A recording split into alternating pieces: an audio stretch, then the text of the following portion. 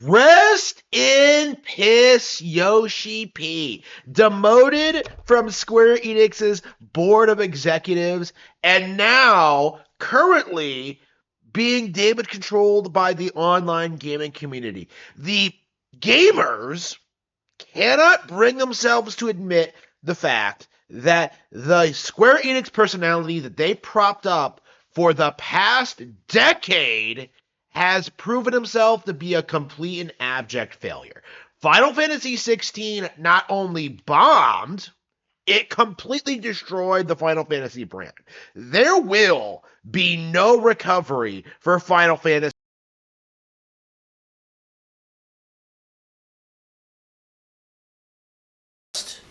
going to play the older games and branch out into other RPGs. There will be no excitement or enthusiasm about the future of Final Fantasy. It's done. And it's been done since Final Fantasy VII made the erroneous decision to release on the PlayStation 1 instead of the far superior N64. But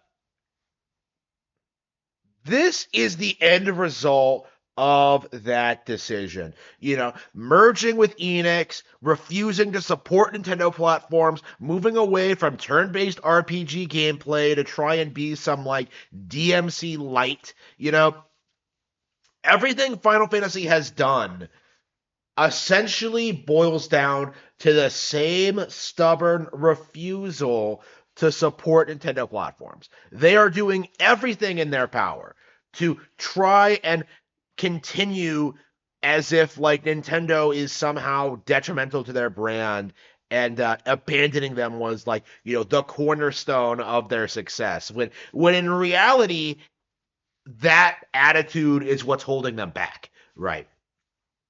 Everything they have done for the past 25 years has resulted in this. They have spent 10 years trying to fool people into thinking Final Fantasy XIV is some major thing, that Yoshi P was some genius game designer, that there were all these that he was going to do all this great stuff with Final Fantasy, just up in smoke with after a handful of releases. After the pitiful reception to Final Fantasy 14, the new expansion, whatever it's called, and Final Fantasy 16, like the path forward is clear that Square Enix 100% is on the way out. And it doesn't have anything to do with woke culture. It doesn't have anything to do with modern sensibilities or the modern audience. Like, the issue is that for the past 25 years, they have done nothing but promote nonsense in their company. Chasing cinematics, not innovating when it comes to actual gameplay, and refusing to give fans what they actually want. I and a lot of other fans have made it very clear what they need to do. Like, if it's not turn-based, I'm not going to buy it. I have no faith in Square Enix in developing action-based games going forward. I grew up on Kingdom Hearts. I was a huge fan of Kingdom Hearts growing up. But, the thing about Kingdom Hearts is that it was an actual new IP as opposed to simply just being like a Final Fantasy thing. Back in the 90s and early 2000s, Square Enix was capable of producing games in different genres. But now it couldn't be more obvious that they have this weird contempt for their classical style of games, that they have no real desire to return to what makes games like Final Fantasy VI or Chrono Trigger so popular and successful. These enduring classics that people still play today, in a lot of ways, are outperforming the modern stuff that's coming out now. And I would argue that's been true for a long time. It's kind of crazy if you think about it, being at my age group and like growing up with Final Fantasy. Like I got into Final Fantasy because of the ports on Game Boy Advance. Like Final Fantasy 6 Advance. Final Fantasy 4 DS. Stuff like that. I love, love, love, love those games, even though they're like way older. I had no desire, none, to ever go forward and like play the later PS2 games. I've never played Final Fantasy X-2. I've never played 12. I've never played 13. I've Actually, I have played 13 for long enough to realize it was bullshit. No desire to play 14 or 15 or 16. Like, doesn't that tell you everything you need to know about the brand? Just how long it's been since anything they've done has been relevant in any way, shape, or form. Even back in 2006, new players like myself were leaning towards Final Fantasy's legendary past as opposed to its future, right? Nobody was excited about the future of Final Fantasy at that point. The only reason the series continued so long was because of how passionate and devoted its fan base actually was. But with Final Fantasy 16, with the sheer amount of time it's been since a high quality Final Fantasy game has come out, the entire thing has just kind of collapsed, right? There is no recovery for this.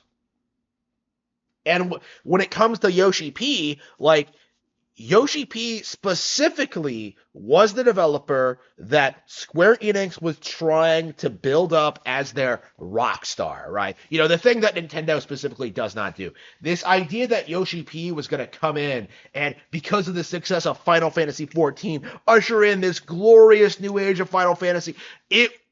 Always, it always was and always will be a gigantic cope.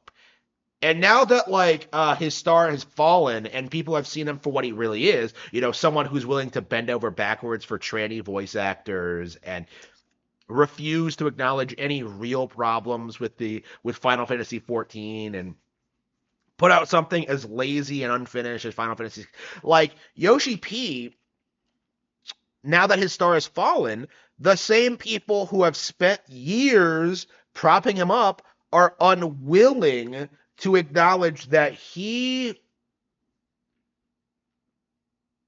is not going to succeed, that he's failed, that there will be no second opportunities, that Square Enix is upset with him, that like this is it for him, right? He's done. And we saw similar patterns when it comes to other Rockstar developers that were propped up by the industry over the years. I'm thinking specifically of Nagoshi, the Yakuza guy, and Itsuno, the Devil May Cry guy. We saw this for years. Like, no, these guys are amazing talents. They're putting out amazing games. Like when Devil May Cry 5 comes out, it's gonna be amazing. You saw Devil May Cry fans wait like over a decade to get DMC5. You saw them just defending trash like Dragon's Dogma. You saw them like try and like damage control the reboot of Devil May Cry to try and prop up like when Devil May Cry comes back, it's gonna be way better than Bayonetta. Like you saw them do this, right? You saw them do this. When Nagoshi put out that failure of a Sakura Wars reboot, oh man, he wanted that demotion. He wanted to have less power and control to focus more on the actual games. This is nothing but a gigantic cope. When Nagoshi screwed that up, when Itsuno screwed up Dragon's Dogma 2, those guys were out. Both of them left their respective companies, and now they're complete nobodies in, the wider world of game dev. They believe their own hype, I think, in a lot of ways. They think they can just do what Kojima did and just get, millions of dollars from Sony by doing nothing, but they don't have anywhere near the prestige and support that Kojima did. And I think Kojima himself is going to be the defining example of everything wrong with the Rockstar game developer, the modern day John Romero, right? Not that John Morero was ever on Kojima's level, but my point being,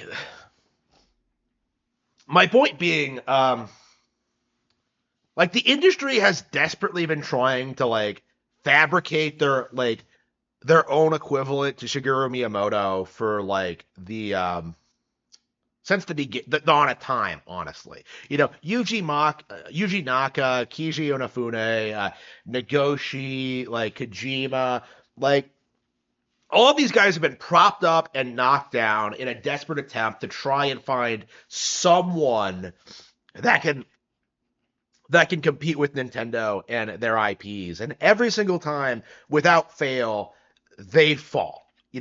And Final Fantasy is just the most recent example of this. But Final Fantasy, the thing that sets it apart from I think a lot of other franchises is that it was the anti-Nintendo IP back in the day.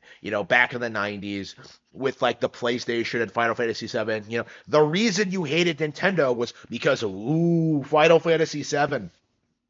Like that was the coat at the time. So to see Nintendo like triumph over Final Fantasy 7, that is a very good indication of what things are going to look like when it comes to like the big Western AAA properties. What it's going to look like with Call of Duty, with Grand Theft Auto, with Witcher, right? It's going to result in the same thing, and everyone's coping and seething about it. Like no, like like the Western gaming industry is going to recover. Like they are in complete free fall. And they have been for a long time. Like it is going to take a long time to fix the problems in the Western gaming sphere. I honestly don't think it's going to happen in like my lifetime at this point. Uh, and it's never going to be competitive with what Nintendo is doing today, right? That's going to be the big like issue that these guys are going to have going forward because they're not going to be able to produce their own gaming hardware. Gaming PC isn't going to magically become relevant. Like someone like someone you're never going to have a talent come out of nowhere and start competing with like Nintendo's best and brightest. It just isn't going to happen. It's going to take decades to build up a team, to get their resources together, to make a successful IP, to keep making new entries in that successful IP, right? It's going to take decades to build up to the point where like Nintendo is at now. Like I talk a lot about how like Mario and Pokemon are kind of unassailable at this point. They're kind of untouchable.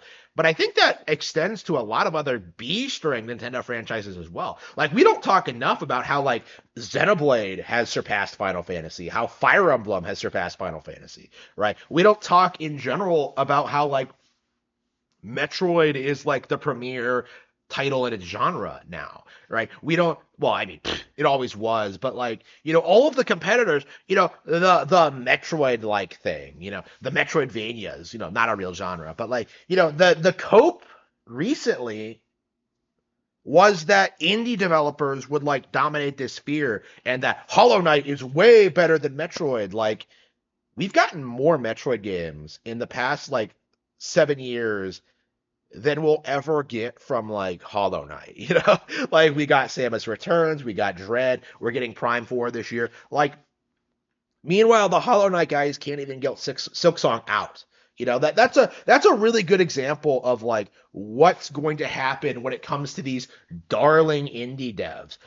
Like Richard Garriott isn't gonna come back and just be like, oh, I'm gonna make Ultima 11 guys, and I'm gonna fix all the problems with 11.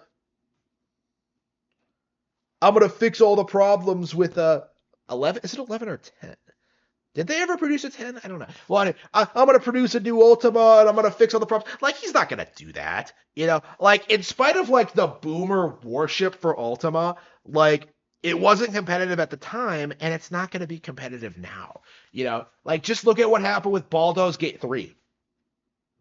Swen, I think, is like probably the closest thing we have to like a modern Yoshi P, right? The industry tried to prop him up the same way as they did Yoshi P back when he started being shilled, and it's just going to result in the same thing.